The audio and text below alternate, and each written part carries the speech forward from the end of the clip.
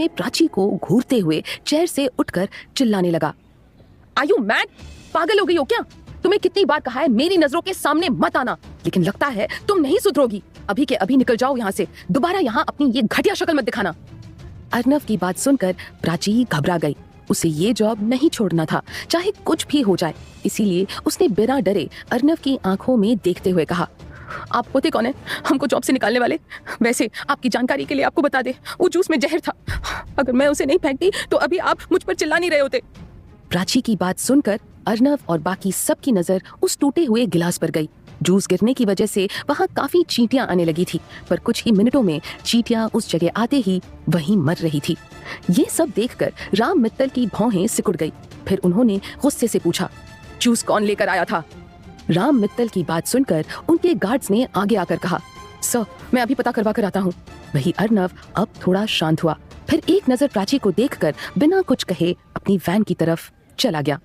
ये देखकर प्राची ने मुंह बना लिया और कहा, अगर ये सॉरी कहते थे तो प्राची माइंड नहीं करती, पर ये तो थैंक यू भी नहीं कह सकते हैं। सड़ू कहीं का। प्राची अर्नव को जाते देखकर भड़ास निकाल रही थी। इधर राम मित्तल प्राची को देखकर काफी खुश हो रहे थे।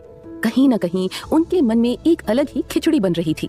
उन्होंने प्राची के पास आकर उसके सिर पर हाथ रख दिया और प्यार से कहा, शुक्रिया बेटा, आज आपकी वजह से मेरा पोता सही सलामत है। अपने सिर पर उस आदमी का हाथ देखकर प्राची ने हैरान होकर कहा, वो खड़ूस आपका पोता है? हमारा मतलब अर्नव सर आपके पोते हैं? प्राची की बात सुनकर राम मित्तल हंसते हुए कहने लगे, हाँ वो मेरा पोता है। वैसे तुम्हें कैसे पता चला जूस में जहर है? राम मित्तल की बात सुनकर प्राची जमीन पर गिरे ग्लास को देखने लगी।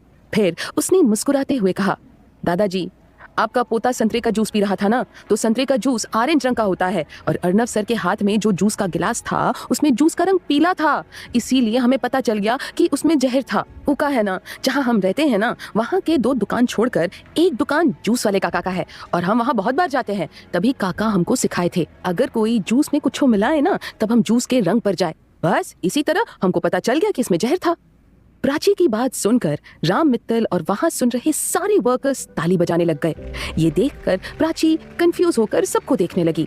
राम मित्तल ने खुश होकर प्राची से कहा, बहुत अच्छी सीख मिली है तुमसे, हमेशा खुश रहना। मैं एक बार तो तुम्हारे घर जरूर आऊंगा।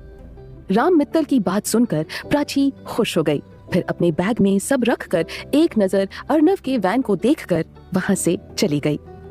वही अर्नव अपने वैन में बैठकर खिड़की से प्राची को जाते हुए देख रहा था। कुणाल जो अर्नव के पीछे खड़ा था वो प्राची को जाते देखकर मुस्कुरा